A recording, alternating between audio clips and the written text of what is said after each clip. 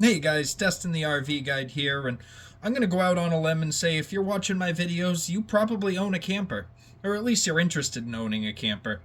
And today I'm gonna go over some tips and tricks that I know from being an RV salesperson about how you can get the most for your camper when you go trade it in or sell it yourself. Number one, make sure it's clean. So often I see people come in with their trades and they just got done camping in it. It's loaded with their stuff. I can't even go through the thing and check it out. And it's going to be really hard for you to sell it, even on the private market, if it's not in show condition. Make sure that you clean your stuff out of it. Give it a good broom sweeping, a wipe down. It may be beneficial to get it detailed beforehand, or at least do a good job yourself and give it a good in and out. Get up on the roof and scrub that down. Make sure it all looks good. Number two, and another important thing I get asked all the time, is make sure you have your service records for it. The original documentation when you first bought the RV, or if you bought it secondhand, if you still have that, it's worth its weight in gold. Make sure all the proper paperwork, any service records that you've had completed to the camper, make sure you have all that with you. All stuff that goes to show and can give peace of mind to the next owner that the rig that they're purchasing was maintained properly and did have some love poured into it before they purchased it.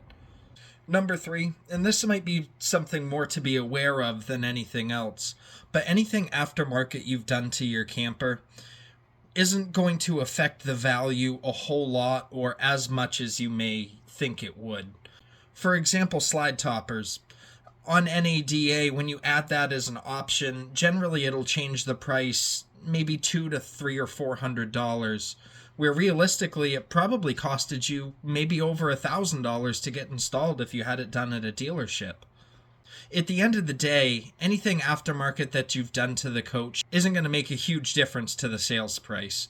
Now, in certain cases, in a very niche sale, it can. For example, if somebody's going off grid and you did a whole solar upgrade and a soft start air conditioner, then that might appeal to that particular person and that would warrant a little bit more money.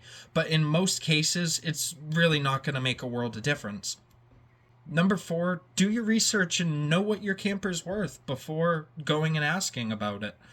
You can do comps online on RV Trader and see what they're selling for. Look at what new ones and new models similar to what yours is, inspect what yours is selling for nowadays. Be prepared.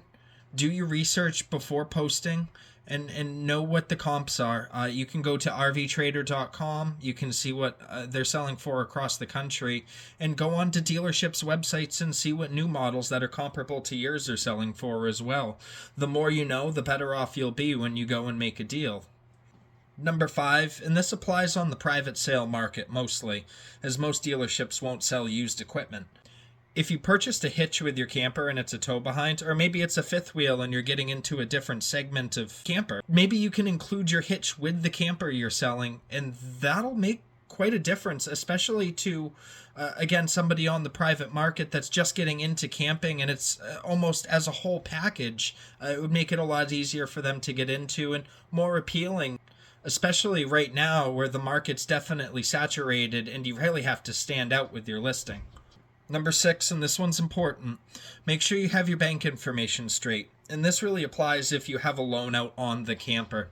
Before you actually sell the camper and have the title in hand, you will need a payoff. In a private sale, there may be a weird limbo period where you'll have to accept a check from somebody to pay off the camper and they'll have to trust you until you can get the lien, which in that sort of situation can make trading into a dealer significantly more attractive of a deal. And keep in mind, if you owe more than what you sell the camper for, you will have to come up with the leftover to be able to have the title produced to you.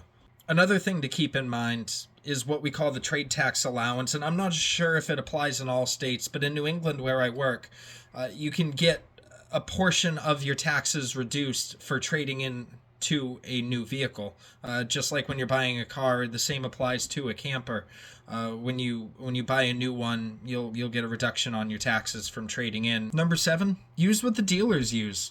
So I use NADA, or North American Dealers Association. It's the same as JD Power. You can go on NADA.com. They'll ask you your year, make, and model, and you can get what your retail valuation is, what it's selling for private sale on the market right now.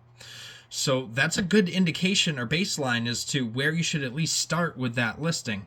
Now, a couple things to keep in mind when you do list that.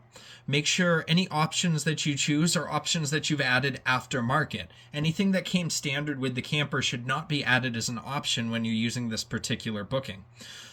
And it states what should and shouldn't be included with the options in every particular listing. Sometimes it can get a little fuzzy, but general rule of thumb, do not include any options unless they were added after market. For example, if you purchased a slide topper, or I think they have an option for vent covers, I believe that's an option too. Things like that, backup camera, etc.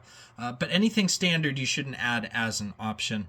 And on the consumer end of that book, they're going to give you two prices. They're going to give you the original MSRP of the camper, or what it listed for brand new, what it should be listed for retail right now.